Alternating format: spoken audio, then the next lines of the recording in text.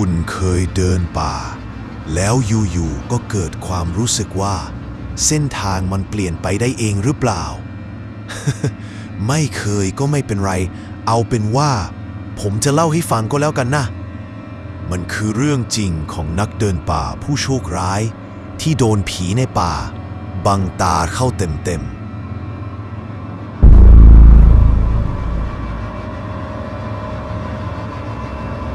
ไอ้ฮาเอกพวกกูจะล่วงหน้าไปก่อนนะเว้ยมึงทำธุระของมึงเสร็จแล้วก็รีบตามไปละป่าที่เดิมของพวกเรานั่นแหละรีบมานะเว้ยชายหนุ่มหัวสมัยใหม่ผู้มีจิตวิญญาณของนักผจญภัยจากในเมืองเดินแบกเป้เข้ามาในป่าเพื่อตามหาพวกเพื่อนๆที่ได้ล่วงหน้าเข้าไปในป่านี้ก่อนแล้วหลังจากที่เดินตามเส้นทางที่คาดว่าเพื่อนๆจะใช้เดินผ่านมาเกือบครึ่งค่อนวันก็ดูเหมือนจะไม่มีวี่แววว่าจะเจอแคมป์และเพื่อนๆของเขาเลยแถมป่าแถบนี้ก็ไม่มีสัญญาณโทรศัพท์อีกต่างหากนั่นทำให้การติดต่อทางโทรศัพท์กลายเป็นสิ่งที่เป็นไปไม่ได้เลยไอ้พวกบ้าเอ้ยแม่งเปลี่ยนที่ไปไม่บอกกูหรือเปล่าเนี่ย เขาบ่นด้วยความหงุดหงิดขณะที่กำลังหยุดยืนโปรดทุกเบาอยู่ที่โคนต้นไม้ใหญ่กลางป่าทึบโดยไม่รู้ตัวสักนิดว่ากำลังทำอะไรลงไปเมื่อเสร็จธุระแล้วเขาก็เริ่มออกเดินทางต่ออย่าให้กูเจอในพวกเวรกูจะดีดหูเรียนตัวเลยคอยดูเขาบ่นนึมนำเป็นหมีกินผึ้งพร้อมกับก้าวเท้าเดินผ่านต้นไม้ขนาดใหญ่ที่มีร่องรอยบอกว่ามีคนเพิ่งมาปัสสาวะทิ้งไว้สดๆร้อนๆเอ๊ะทำไมเขามองรอยเปียกนั้นอย่างแปลกใจจำได้ว่ามันคือต้นไม้ต้นเดียวกับที่เขาเพิ่งยืนฉี่เมื่อ10 นาทีก่อนหน้านี้แน่ๆอยู่ๆก็มีเสียงกิ่งไม้หักเบาๆดังขึ้นจากทางด้านหลังพร้อมกับที่บรรยากาศที่เริ่มวังเวงขึ้นอย่างน่าประหลาดชายหนุ่มหันขวับไปมองแต่ก็พบกับความว่างเปล่าตัวอะไรแม่งเหยียบกิ่งไม้มั้งเขาพูดกับตัวเองก่อนจะยักไหล่แล้วหันกลับไปเดินต่อ10 นาทีต่อมาต้นไม้ใหญ่ต้นนั้นกับรอยปัสสาวะก็ปรากฏอีกครั้งอะไรวะเนี่ยเขาเกาหัวด้วยความงุนงงใบหน้าตึงเครียดเหงื่อไหลจนเปียกชุ่มไปทั้งหน้าผากและแผ่นหลังเชี่ยตรงนี้เคยผ่านมาแล้วนี่หว่าเขามีสีหน้าสับสนมองไปรอบๆตัวบ้าเลยนี่กูหลงทางแล้ววะเนี่ยเขาถามตัวเองเสียงแผ่วสีหน้าชักไม่ดี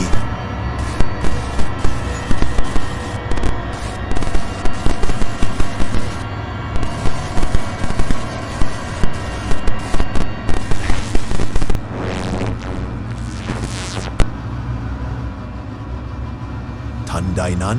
อยู่ๆอากาศรอบตัวก็เย็นเยือกลงอย่างฉับพลันแสงสว่างเจือจางลงอย่างรวดเร็วจนกลายเป็นความสลัวมัวหมดเสียงป่าเงียบกริบไม่มีนกไม่มีแมลงแต่กลับมีเสียงหอบหายใจที่ไม่ใช่ของเขาดังแผ่วเบาสะท้อนไปมาในอากาศพร้อมกับเสียงเหยียบย่ำใบไม้แห้งดังกรอบแกรบรอบตัวขนต้นคอชายหนุ่มลุกเกลียวเขายืนมองไปรอบๆด้วยความตื่นตระหนก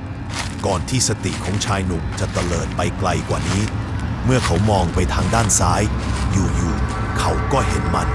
บ้านไม้เก่าๆพูๆมีแสงไฟมัวๆเล็ดลอดออกมาจากข้างในบ้านมองเห็นไกลๆในความมืดสลัวเชี่ยอะไรฟะบ้านคนกลางป่าเนี่ยนะเขาพึมพำกับตัวเองอย่างไม่อยากจะเชื่อแต่ในสภาวะการแบบนี้บ้านหลังนั้นก็ดูจะเป็นตัวช่วยที่ดีที่สุดที่เขาจะพึ่งพาได้ในตอนนี้เขาตัดสินใจเดินไปหามันเกือบจะทันทีแต่ยิ่งเดินแสงไฟจากบ้านนั่นก็ถอยห่างออกไปเรื่อยๆแม้จะเร่งฝีเท้าเร็วขึ้นแค่ไหนก็ยังไปไม่ถึงเสียทีทำไมไปไม่ถึงสักทีวะชายหนุ่มเริ่มตื่นกลัวจำเท้าก้าวเดินจนสะดุดรากไม้ล้มลงกับพื้นท่ามกลางผืนป่าที่เงียบสนิทบ้าเอ้ยเขาสะบัดดังลั่นด้วยความตกใจครั้นเมื่อลุกขึ้นนั่งคุกเข่าได้ทันใดนั้นอยู่ๆก็มีก้อนหินรูปทรงประหลาดทยอยปรากฏออกมาจากความว่างเปล่าวางเรียงกันรอบตัวเขาตามมาด้วยเสียงกระซิบแผ่วเบาแต่บาดลึกเข้าไปสะกิด ปลอมความหวาดกลัวให้ทำงานของมันมึงเยี่ยวรถบ้านกูมึงต้องชดใช้ชายหนุ่มหน้าซีดเผือดรีบยกมือพนมไหวไปทั่วทุกทิศทางโอ้ผมขอขมาเจ้าที่เจ้าทางถ้าผมล่วงเกินอะไรไปผมขอโทษด้วยครับขอให้ผมออกไปได้ด้วยเถิด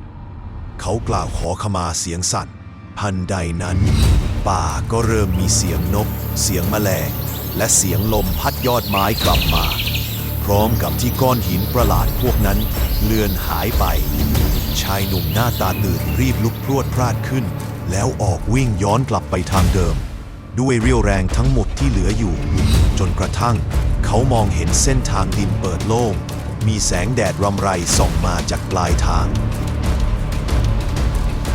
ชายหนุ่มวิ่งมาหยุดยืนหอบหายใจด้วยความเหน็ดเหนื่อยพลางมองกลับไปข้างหลังแล้วเขาก็หัวเราะอย่างโล่งอกเหมือนคนที่เพิ่งหลุดพ้นออกมาจากนรกเขี่ยรอดแล้วกูเขารีบออกเดินไปตามทางที่ด้านหลังของเขามีเงาดำของอะไรบางอย่างหลบวูบเข้าไปหลังต้นไม้ใหญ่เสียงลมหายใจของชายหนุ่มดังถี่แต่มันกลับมีเสียงหายใจที่ไม่ใช่ของเขาดังแทรกขึ้นมาใกล้หูชายหนุ่มตาเบิกโพลงด้วยความตื่นผวาเท้าก็ก้าวไปข้างหน้าจนเกือบจะกลายเป็นวิ่งมึงยังไม่ได้ชดใช้มึงจะไปไหนไม่ได้ชายหนุ่มชะงักหน้าซีดหันซ้ายหันขวามึงยังไม่รอด เสียงหัวเราะกลัวดังก้องในอากาศผีบังตามันไม่ใช่ผีทั่วไปที่จะโผล่มาหลอกให้ตกใจเล่นเหมือนในหนังผีแต่มันจะหลอกคุณด้วยการทำให้คุณหลงเดินทางผิดเดินไปไม่รู้ทิศทางและวนซ้ำอยู่ในเขาวงกฏที่มันจงใจสร้างขึ้นทั้งที่ทางที่ถูกต้องมันอยู่ตรงหน้าคุณแค่ปลายเท้าแท้ๆสัญญาณที่บ่งบอกว่าคุณกำลังโดนมันเล่นงานเข้าแล้วนะหรอมันก็แค่ถ้าคุณเดินไปเดินมาแล้วเจอแต่ต้นไม้ต้นเดิมหรืออยู่สับประเสียงของป่าเงียบกริบลงแบบกระทันหันแม้แมลงสักตัวยังไม่กล้าร้องและคุณอาจจะเห็นแสงไฟเห็นบ้านที่อยู่ก็โผล่มากลางป่าให้เห็นอยู่ไกลๆแถมยังมีเสียงคนเรียกแล้วทำให้คุณอยากเดินเข้าไปหาแล้วก็ระวังนะคุณมันกำลังหลอกล่อให้คุณเดินออกนอกเส้นทางเพื่อมันจะได้โอกาสทำให้คุณหายไปจากโลกนี้เลยเชียวแหละพวกมันไม่ได้จำเพาะเจาะจงว่าต้องเป็นผีประเภทไหนหากคุณเผลอไปทำให้พวกมันไม่พอใจพวกมันก็พร้อมที่จะเอาคืนให้สะสมกับความผิดที่ก่อไม่ว่าจะเป็นผีป่าผีไพรผีเจ้าที่เจ้าทางนางไม้หรือรุกขเทวดาบางตนเรื่อยไปจนถึงผีป่าเร่ร่อนที่สิงสู่อยู่ตามต้นไม้ใหญ่ในป่าพวกมันจะจับตามองคุณนับตั้งแต่ก้าวแรกที่คุณเหยียบเท้าเข้าสู่เขตป่ารอโอกาสที่คุณพลาดอยู่ตลอดเวลาแต่ก็พอจะมีวิธีการเอาตัวรอดจากการล่อหลอกและบังตาของผีป่าที่ไม่เป็นมิตรกับคุณอยู่บ้างถ้าไม่อยากโดนลากเข้ารกเข้าพงจนไม่มีวันกลับบ้านได้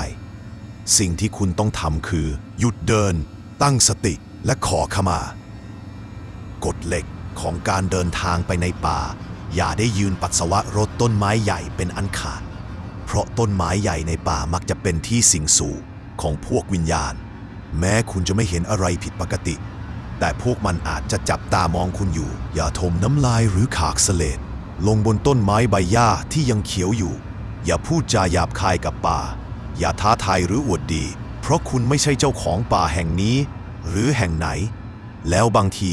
คุณอาจได้กลับบ้านอย่างปลอดภัยและมีชีวิตแทนที่จะกลายเป็นเสียงกระซิบในป่า